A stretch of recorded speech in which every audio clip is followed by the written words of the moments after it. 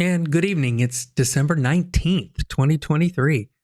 So we're in our next series with Tim Mackie with Eat This Book. Just because it sounded interesting to me from the beginning. Yeah? On TheDustyFeet.com, in the Outside the Class section, we have the Eat This Book source video section set up for review. The purpose of Outside the Class is for you to listen to the in-class lecture first. That would be the source video playlist. Yeah? Because with this way of doing things, you can watch the video before we begin chatting, right? We still hope to keep these to around 15 to 20 minutes or so. Easy to catch and easier to catch up on. So we're going to continue our Eat This Book series with God Brings Blessing Out of Curse, and this is part 3 on Outside the Class on the Dusty Feet.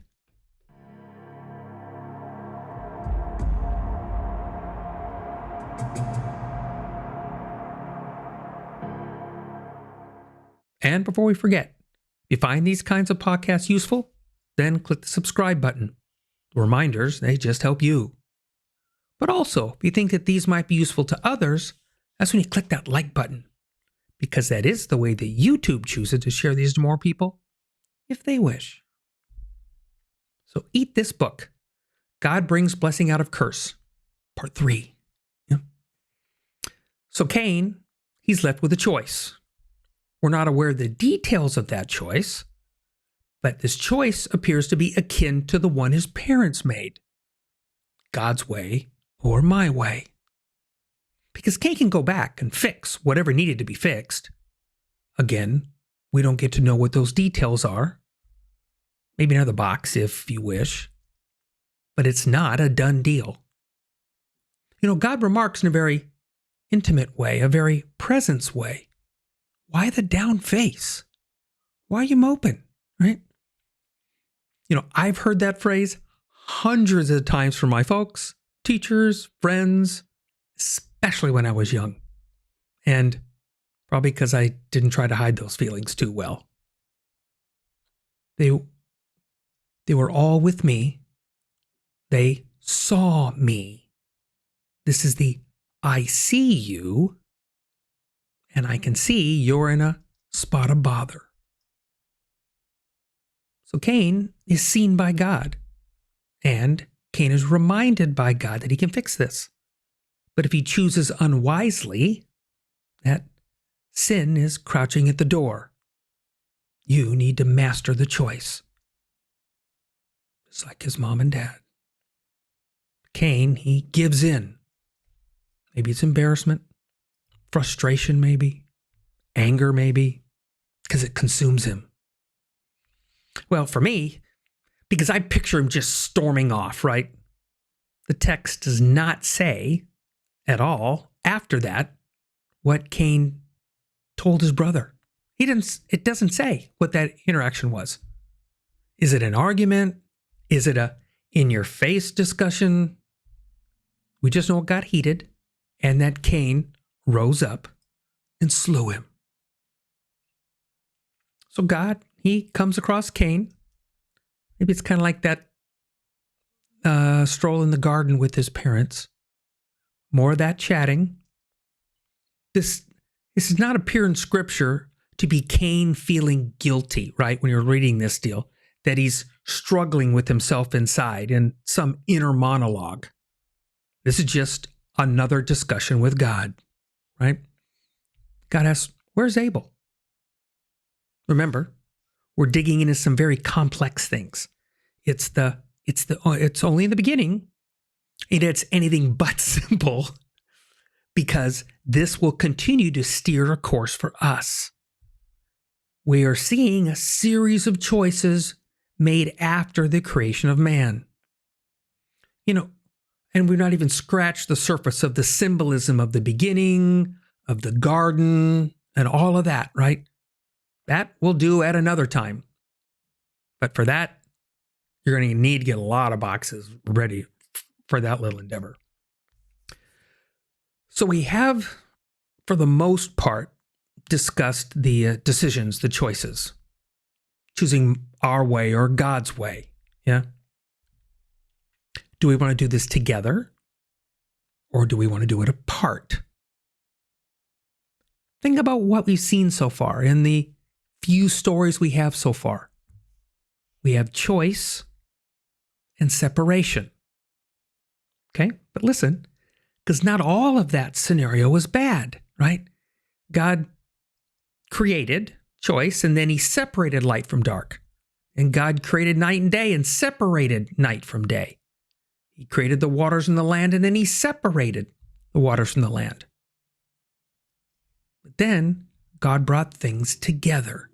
He brought plants and fish and beasts and people, right? Because they are all designed to be together, to live together, to do community together. So God offered to do this together. Of that, I very much agree. But an open box, put it inside. Because here we go. Was it designed to be an equal partnership? Was the intent ever to be a 50-50 call? I'm going to keep that in a box. Put a nice pretty bow on that one because we're going to open that later. We want to get back to Abel. So where's Abel?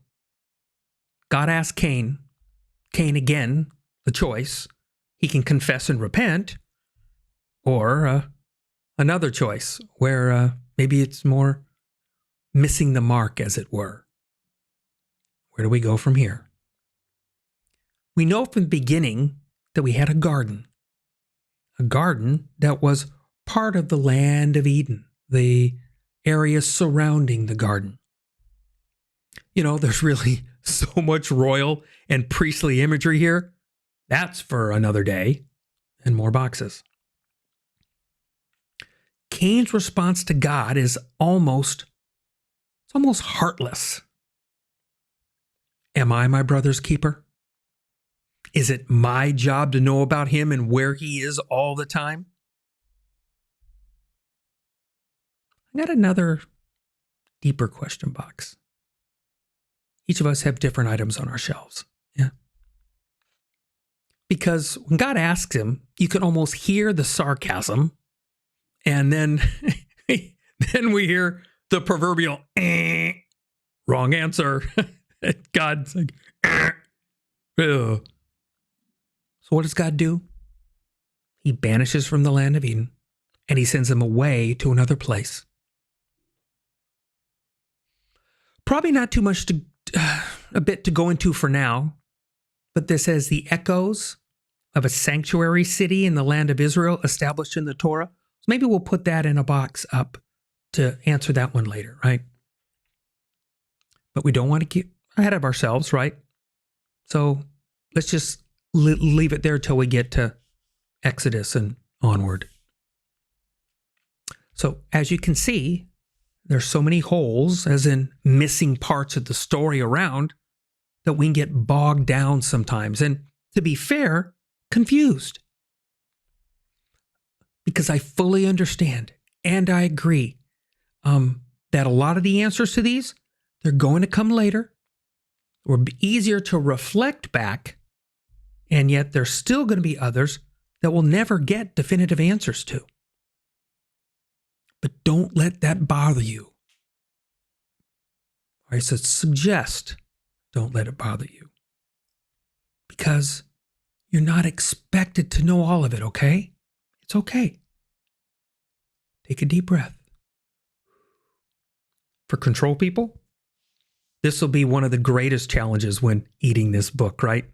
That all of the questions, to the myriad of questions that are out there, that they're not going to have concrete answers. But I believe we need to become comfortable with the point that we might not know as much as we think we might want to know. God banishes Cain, along with some curses, the land fighting him. You know, that's a deep, deep, real blow because this man's a farmer. Remember his offering? So all that he's done up to that point, that's going to elude him. And that's got to be devastating as well.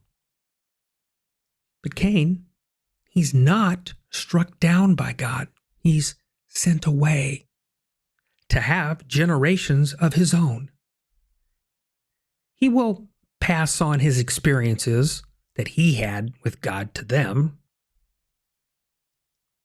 Just wonder how that went. So God sent Cain off to a city. God sent Cain off to a city. That was just followed by that sound of a needle scratching across the record. Up to that point, we only had 4 people, we thought. We had Adam and Eve, Cain and Abel. So it seems like all of a sudden, we don't have the whole picture. In the immortal words of another movie, with this one, we're gonna need a bigger box.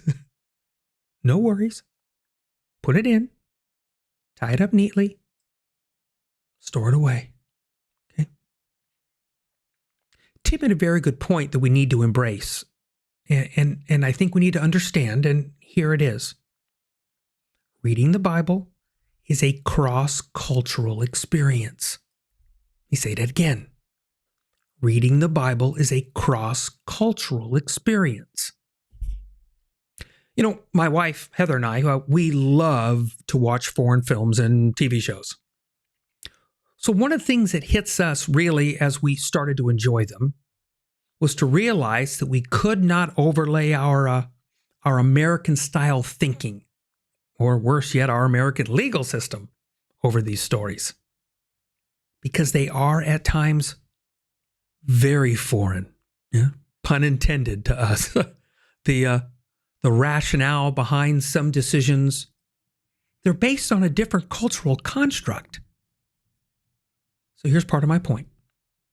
If I'm watching a story being told, and I believe it's possible that there might even be a book about these stories that one could read too, that I can see a cultural conflict, even in my time. So how much greater can and does that become the further back and away from the stories that we're reading? So that's one of the reasons that we cannot take our current way of thinking and overlay it back across history. That's doing the past a disservice, to not recognize the differences that can exist. You know, we read this book in English, bound up nicely in leather, and we think at times that I can read it and I can understand it. Yet as we can see, in all honesty, as we begin, there's still so many unanswered questions. Lots of boxes on the shelves. We're just in chapter 4. Because we're not glossing over, we're not skipping over, we're not sweeping under the rug, we're not choosing to push aside these issues and questions. You know, we haven't even begun to address the simpleness, yet the complexity of the original language of Hebrew, right? The development of the text from Paleo-Hebrew to what we have today, at least the Masoretic Hebrew. And then we have all that translated into English. But we're not delving into that quite yet, right? That would be for a group that wants to discuss it. I have those groups. We talk about it.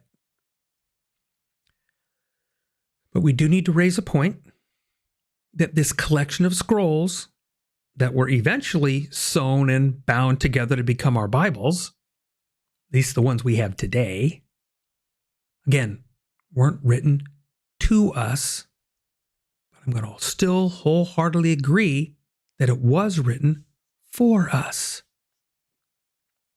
So it's not for us to commandeer and make it say whatever we wish. We can't claim something that was given to another for ourselves. You know, just thought about it. Today we have a term for that. What do we call it? Identity theft. So we need to remember who they were and remember who we are. We need to be humble, patient, willing to try and understand a culture, probably is going to be very foreign to our own. Listening and learning. I love eating this book. It's pretty much this whole way from Genesis chapters 1 through 11, right? There's lots of willing to be honest with ourselves, box-filling questions. Things mentioned and experienced that are completely foreign to us, especially to how we like to think today, right? We're in 2023, and I can't believe we're almost into 2024. Chapters 1 through 11 are not some ancient chronological history section of the scroll. It's filled with the connections between the beginning, the flood, the dispersal of humankind, the intertwined threads of the ancient Near East with the people of Babylon, Egypt, Israel, and all of the people as they wandered around or traveled about. All of that is wrapped around interactions with God. We have so many. Where did they come from? Where did that come from? We have no answers. They're not even talked about. But if you're coming here to look for concrete science and history at this table that we're eating, this book, you might be frustrated and you might be left wanting. Yet it seems that's not actually the story being told that we should be eating, right? This is a very fruitful, it's a very generous story. Because the author of this scroll is telling the story that made sense to the intended audience, was written to them and for them, as well as us. But again, it made sense to them. Every time I get intrigued or frustrated with this book, I remember that someone at one time, they understood it. As the story goes, the to them and the for them, and maybe I can even get that way too, right? That I can get to where maybe I can understand it, maybe I cannot understand it. And be comfortable with lots of boxes on my shelves. Did you ever stop to consider that this was a story written? Actually, in the beginning, it was verbally shared for multiple generations for an audience.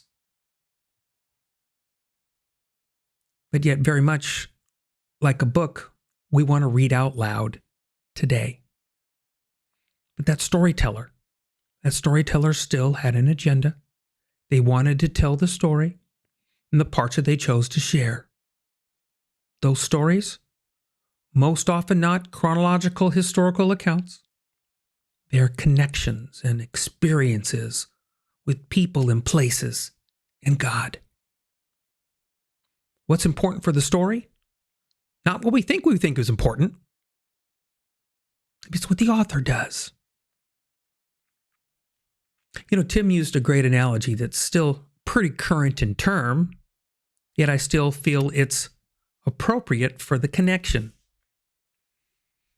What happened in Genesis chapter 3 didn't stay in Genesis chapter 3. It spread like a virus, infecting as it spread. Back to Cain, because we need more of this focused tale with this little extravagance attached. Because Cain builds a city. His generations will start their path. Yet not all are bad. Would seem to look what comes out of it. More in chapter 4, right? Because Cain settled in the land of Nod. Sounds like a kid's book, doesn't it? Settled in the land of Nod. A land that was east of the land of Eden. As for me, I have a box labeled East. I put it on the shelf because there's a lot of references to that, and I just keep stuffing East references in it. Enoch is the son of Cain, and we have the first recorded city named after that same individual. So I wonder where we get our penchant for naming things after people. Go figure.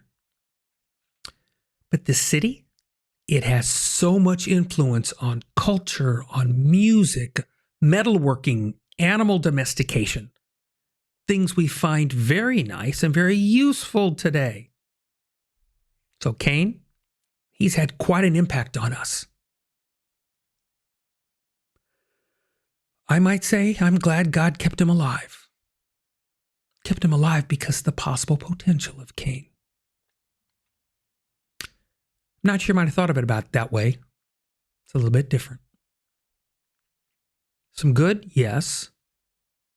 Yet after Cain, there's also some not so good, because we get to Lamech.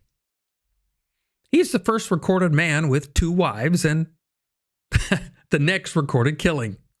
Lamech kills a man and a young boy, right from Genesis chapter 4, verse 23. Lamech said to his wives, Adah and Zillah, "Listen to my voice, you wives of Lamech. Pay attention to my words, for I have killed a man for wounding me and a boy for striking me." If Cain is avenged 7 times, then Lamech 77 times. Remember when we talked about claiming something that was for another and calling it your own? Because it seems that Lamech is the first to claim for another. Because he's not only claiming the promise of God for Cain, remember that's the protection curse, he has the audacity to infer that multiplication is 11-fold.